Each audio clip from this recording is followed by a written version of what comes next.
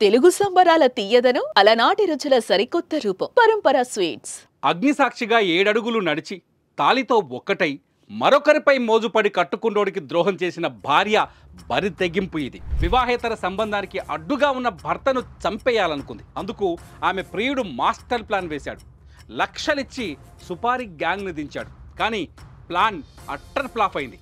అదృష్టంతో ఆ భర్త చావు తలలో నోరు పెట్టి బయటకొచ్చాడు. ఇంతకీ హత్య నుంచి అతను ఎలా తప్పించుకున్నాడు? నిందితులు ఎలా దొరికిపోయారు?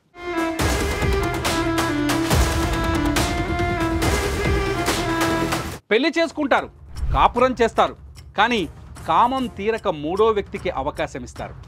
తప్పని చెబితే వినిపించుకోరు, గట్టిగా చెబితే లేపేస్తారు.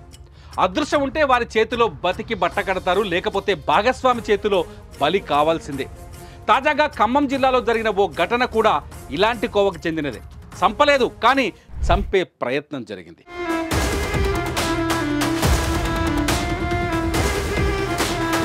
ఖమ్మం జిల్లా ముదిగొండ మండలం సువర్ణపురం గ్రామంలో తోట ధర్మారావు అనే వ్యక్తి భార్యతో కలిసి ఉంటున్నాడు.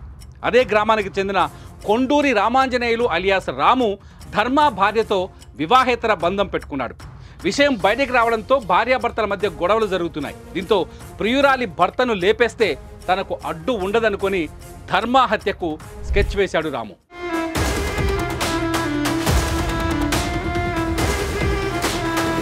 ఖమ్మం రూరల్ మండలం బారుగూడెంకు చెందిన దంతాల వెంకటనారాయణతో కలిసి పథకం పన్నాడు. ఇద్దరూ కలిసి వెంకటనారాయణ స్నేహితుడు విజయ్ కుమార్ అనే రౌడీ షీటర్ దగ్గరికి వెళ్లి ధర్మాను హత్య చేయడానికి 20 లక్షల సుపారీ ఇచ్చేందుకు ఒప్పందం కుదుర్చుకున్నారు. 5 లక్షలు అడ్వాన్స్ ఇచ్చాడు. పథకం ప్రకారం గత నెల 12న తోట ధర్మాను నిందితులు కిడ్నాప్ చేసి వీడియో కాల్ ద్వారా రామాంజనేయులకు చూపించారు. మిగతా డబ్బు చెల్లిస్తే హత్య చేస్తామని చెప్పారు. కాల్ కట్ చేసిన రామాంజనేయులు కిడ్నాపర్లు ఎన్నిసార్లు ఫోన్ చేసినా స్పందించలేదు. దీంతో విసిగిపోయిన నిందితులు తోట ధర్మాను బెదిరించి 1.5 లక్షల డబ్బులు, బంగారు గొలుసు తీసుకొని వదిలేశారు.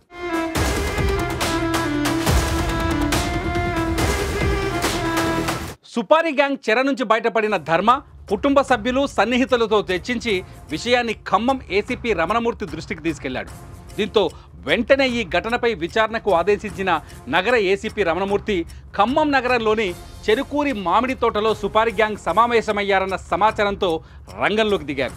ప్రధాన నిందితుడు కొండూరి రామాంజనేయులు అలియాస్ రాము, దంతాల వెంకటనారాయణ అలియాస్ వెంకట్, సుపారీ గ్యాంగ్ సభ్యులు పగడాల విజయ్ కుమార్ అలియాస్ చంటి, వేముల కృష్ణ, బుర్రి విజయ్ను అదుపులోకి తీసుకొని రిమాండ్కు తరలించారు. వారి నుంచి ఎయిర్ గన్ సహా 2 కత్తులు, ఓ కారు, 90,000 నగదు, 5 సెల్ ఫోన్లు స్వాధీనం చేసుకున్నారు.